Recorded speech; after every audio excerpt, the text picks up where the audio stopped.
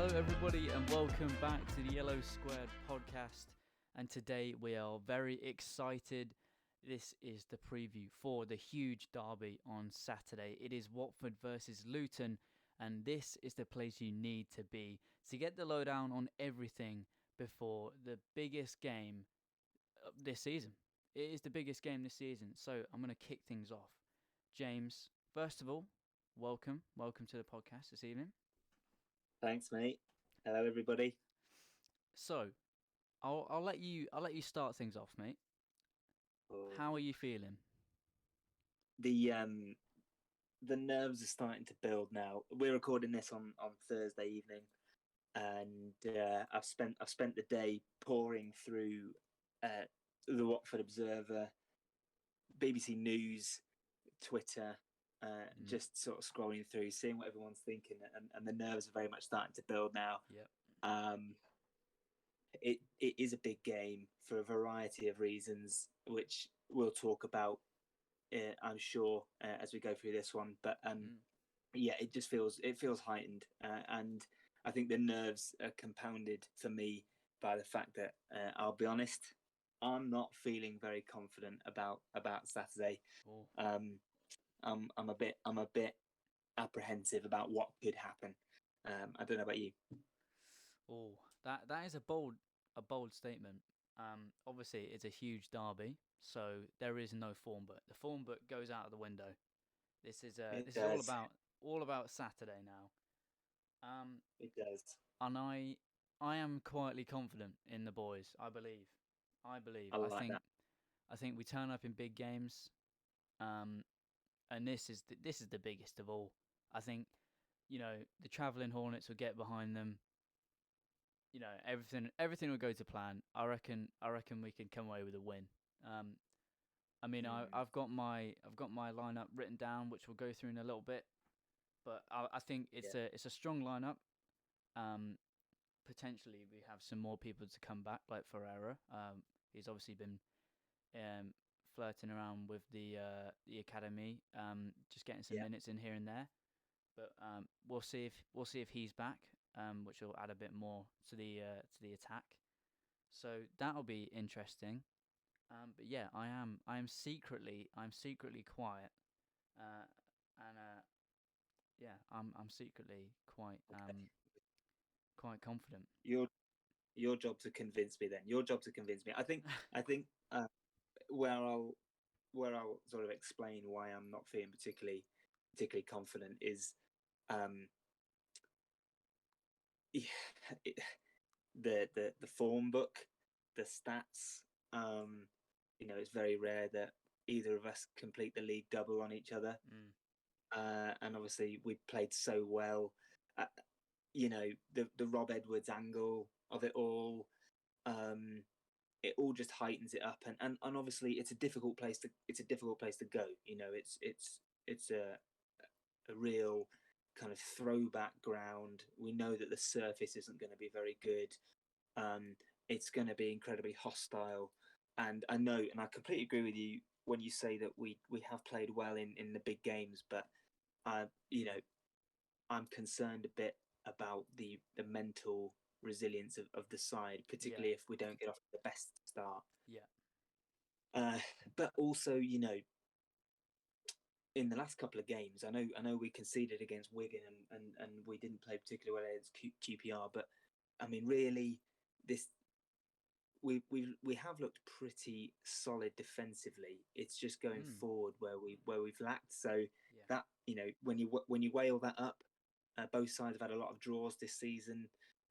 This fixture is actually quite partial to draws. I wouldn't be surprised if this one ended up with the points being shared. But I'm trying not to get ahead of myself. I'm trying not to build my hopes up too much. I think I'm trying to. It's more self-protection for me, this one. Well, yeah, I've gone completely for the opposite. It is blind optimism from my end. I mean, I'm just reading through some of the notes. The last time last time Watford did the league double over Luton was back in 1986. So we know how hard it is to come by a league double over Luton. Yeah. But I think we have to back them. I reckon. I completely agree with you when you say, if we don't start well, then all of a sudden we've got 10,000 Luton fans who are obviously going to be up for the occasion. They're going to get behind the team as much as the Vic got behind us back in October. Yeah. I think it could be a very hostile atmosphere, and whether Yeah. these players have the mentality to push through that, I don't know. Well, we've seen quite some hostile atmospheres this season. I imagine Burnley was definitely one. Probably Sheffield United, maybe QPR have been probably the top three most hostile atmospheres you've played in. But whether we have that mental strength to push through, and just the adrenaline kicks in, it's a huge derby, and the players will know that now if they didn't know that already in October. But yeah, like I said, I think I'm quietly confident that we can come away with something. But I think this fixture tends to be a bit drawy. Well, we have to, don't we? Have to come away with something. We're the team that stands to gain more from winning. Yeah. Luton could afford to drop points in the bigger picture for the season. So yeah. I don't think it plays into it. I think I'm fully anticipating this is going to be a very tasty ding dong battle. I think that cards are going to be flying.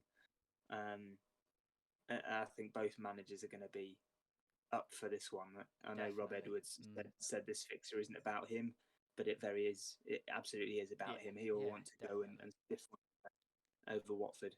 Yeah. And I think Chris Wilder, whilst he's not been involved in the politics between Rob Edwards and Watford and the rivalry. He's a Sheffield guy, isn't he? He's a Yorkshireman, so Sheffield United, Sheffield Wednesday is one of the all-time derbies, isn't it? Yeah. The Sheffield derby. So he knows what it's all about. So he's going to be up for it. We saw how heated he got on the touchline against Wigan. Yeah. So I think what I am pretty confident about is I think Watford will start energetically with a high intensity, and I think both sides will. But it's about how we get on sort of in the opening 15 minutes. Yeah. If we're in the game, if we're on the front foot, I think brilliant. We grow into it. If Luton come at us and peg us back, then that's when we really see how good we are. Yeah. Well, I think technically the Watford squad is better than the Luton squad. Yeah. So I think. Well, I know that Luton will fly out of the traps. Obviously they will. But I think because of the way that we're being set up now under Wilder, I firmly believe that we will be much more dogged in the first 10 to 15 minutes than we would have been under Bilic. I think we'll put up much more of a fight. I just hope that if we do tail off in the second half, we can hold on, particularly if we have a lead, or we just keep it to 0-0, then we can nick something late on, or just weather that storm, because it's going to be ferocious from Luton. This is the first home crowd at Kenilworth Road with fans since 2006. So the fans are going to be up for it. I just think whether that storm, match them for energy, because even as an away player, you can feed off the energy of the home crowd. Because you've got a point to prove. So you've got to get up for it. You've got to you're right, feed off it. I think we absolutely should be brave, because Rob Edwards' side, the wing backs are so key in their system. So I think we have to stop those wing backs playing, and I think the only way that we can do that is by pinning them back. So fire with fire, and I think Ken Sema and whoever plays out on the right. For me personally, I would like Ngakia to play out on the right. I think he's earned that spot. I think Wilder just has to give them the confidence to attack and bring the ball forward. Yeah. To pin them back. To nullify Luton. Yeah. Out wide, because that's how he wants to play and that's how he wants to create chances. Yeah. And so we might as well try and attack. Yeah. Down the wings as well. Yeah, definitely. Well, it's interesting. This isn't actually the first time that these two managers have met this season. Obviously, Yeah. Rob Ebb was in charge in the 2-1 win over Chris Wilder's Middlesbrough. Indeed. In the I was at that game. Yeah, the 100th anniversary of Vicarage Road. So that could be the sort of a little bit of tension, maybe a little bit of a fight back being wanted by Wilder. But like you said, he's going to be up for this. We've seen he was up for the Wigan game, and that's really sort of a nothing game, if I'm being honest.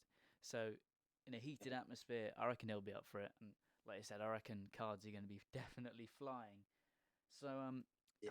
I'm not sure if you had any more points just to touch on, James. No, not from me. I think. Did you want to sort of make an estimation, a guess as to how the side's going to line up? Yeah. Well, yeah.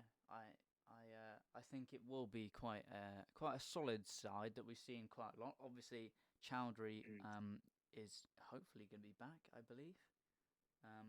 Yeah, and yeah, that's an interesting decision actually. I because I know some people have said Bakun has played well and he's earned the shirt a little bit. Yeah. But I think in this game you need the doggedness of Chowdhury. Yeah. I would want him in there. Yeah, I mean, like you said, the doggedness. I think Chowdhury will be up for it more than Bakuna will. Chowdhury doesn't shy away from a tackle. He'll be up for it. I think we need that kind of rock at the back of the midfield to sort of hold things together. As we've mentioned, fullbacks are going to be key. I really liked Ngakia under Wilder so far, but I think maybe if Ferreira is available, that he could potentially come in for Ngakia. I think that he would offer more going forward than Ngakia will. Obviously, that then leaves gaps in behind, but we are now playing three at the back, so there is a bit more protection. So it's a bit of a difficult one because I think Ngakia has actually played incredibly well, and he's obviously now had 2 weeks to build up some more fitness and maybe even play the full 90 if he's selected.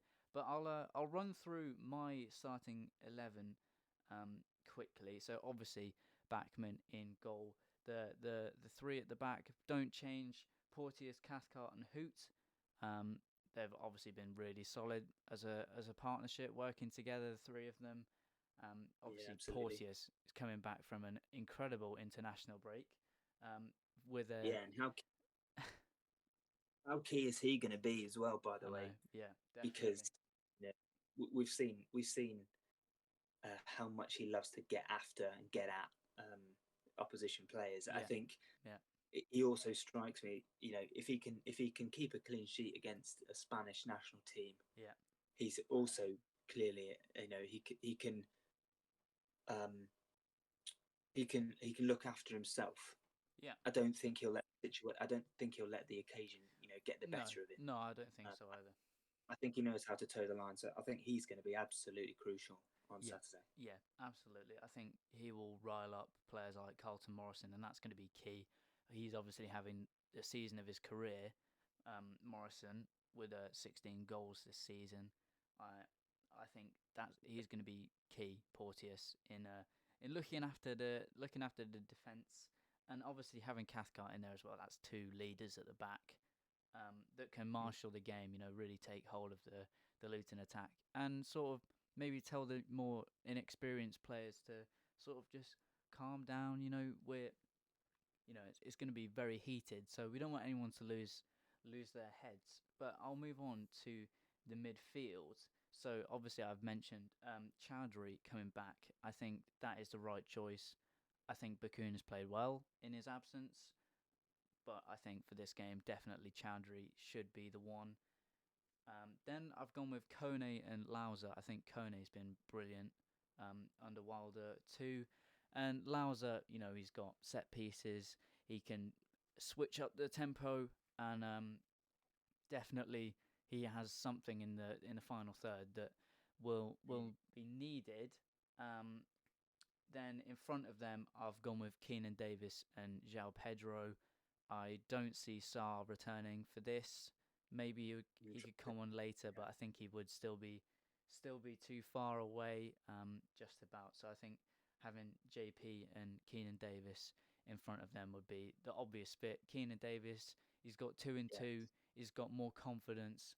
I think this is a perfect game for him to bully the Luton centre backs. And then I think he'll be well up for it as well. He loves those. He loves those tasty fixes, doesn't he? Yeah, absolutely. And then on the left of the on the wing backs, I've gone with Ken Sema. I think obviously going forward, he's brilliant. He'll work hard, and you'll at least get that 6 out of 10 from Ken. And then on the right, obviously we've spoken about either Ngakia or Ferreira coming in. But that is my starting 11. I don't know if you'd make any changes to that, James. I don't think I would actually. I think Ngakia will start. I wouldn't put Ferreira in on this fixture just for a variety of reasons.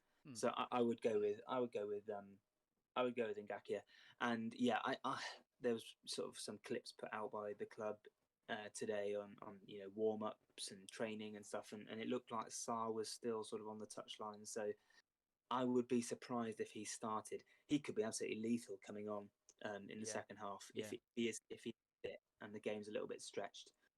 So that would be really interesting to see. So no, I quite like that side, and my confidence is slowly building up after you've rattled through that because because it comes down to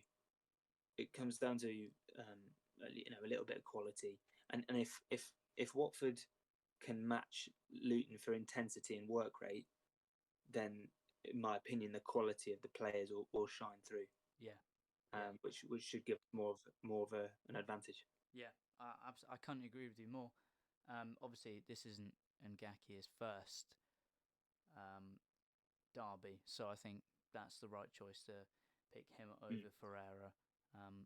I don't know what Wilder's going to do, but I think he favours Ngakia. I think Ngakia could be one of those projects that Wilder works on and turns him into a real winner. Because I think he wasn't really developing as much as the club wanted. I think he was linked away from the club last summer. But hopefully, if Wilder can turn him into a bit of a player, then he's going to be a steal from the West Ham academy to first team at Watford. But, I hope so, because I like his work rate, and I like his desire. Yeah, definitely. So we'll move on now to some of the key players, the real game changers for this kind of fixture. So I'll let you take the stage, James. Yeah. Okay. So I'm going to start with that lot up the road, Luton. I think 2 players for me stand out for them. The wing back Cody Drame and Marvelous and Kamba in the midfield. We spoke about what I would do to sort of pin back the wing backs. So I think if you can stop his supply and if you can stop him getting space to move forward, then that's a real potent threat nullified. And since they've signed Nkamba, their form's been brilliant, and he's sort of that metronome in the middle, mopping things up. Where if you've got someone like Chowdhury, Loser, Kone, whoever plays in that midfield 3, if you can get the ball past him, or if you can stop him from breaking up the play, or sweeping up, then I think we've got a real chance to get at the back 3 of Luton, where I would believe that we've got the players to unlock that defence. Yeah. So those are my 2 for Luton, and I think I've got 2 for Watford, if I may. Yeah. Ryan Porteous, because I think he can set the tone, and I also think that this is a game that is made for João Pedro. Yeah. for me. I think if there is ever going to be a game where João demonstrates how good he is and what he can do and how he can sort of carry this team or create something out of nothing, it's this kind of game, and he has to be up for that one. So those are my 4 players. I think they're going to be key, and they'll, good performances from, either one of those players mentioned on both sides. I think will decide the fixture. Yeah, I couldn't agree with you more. I'd just like to highlight, as I said before, Carlton Morrison. Obviously, he's going to be a danger. He's having his best season in his senior career. But like you said, Porteous at the back, Cathcart, leaders. I reckon they'll stifle him. But yeah, he's definitely one to highlight. Obviously, the main ones from Watford you've already mentioned. João. This is a game for him really. His highlight reel from the last time we played Luton was spectacular. He took his goal incredibly well. Yeah, I think this is a game for him to show the scouts watching from around the world that he's there to be snapped up. But yeah, I think this is everything from us for the preview. I don't know if you had anything else to add, James. Well, did you have a score prediction, mate? Are you going to put your neck on the line with a score? Oh, I'm going to say I'm going to say a confident 3-1. I love that. I've got a lot of time for that. I'm going to say I'm going with my heart here. By the way, not my head. I think we'll win it 2-0. Yeah, we'll take that. Clean sheet as well. We'll take it all day long. Yeah, clean sheet, 2-0, and I'm going to stick my neck and say João and Loser to score. I'll match that. I'll say João will score, Keenan Davis will score, and I want to say one of the centre backs. I'm going to go with Wesley Hoot from a corner. 3-1. 3-1 from I can't wait for this. I can't wait for this to be clear after we've been absolutely turned over. Yeah. But hey, it's a derby. You've got to have hopeless optimism, haven't you? Yeah. As I said, blind optimism. Absolutely right. Well, we'll end up things. This has been a confident preview for the derby. You've turned me around. I wasn't confident to start, but you've got me. Yeah. I'm fully hyped up now. Fully hyped. Yeah, I mean, I haven't really felt the nerves, but I'm very excited. I was really excited in October, and I'm very excited again. I'm just looking forward to it. Hopefully, it goes to plan. So thank you very much for listening to the preview. We will be back following the results, whatever the result. Hopefully it's positive. Next Tuesday we'll be back, and thank you very much for listening. We do hope you have enjoyed. Please don't forget to subscribe. Leave a comment with your prediction. Luton fans, that includes you as well. And we will see you in the next one. Take care, guys. Cheers, guys. Come on, you ones.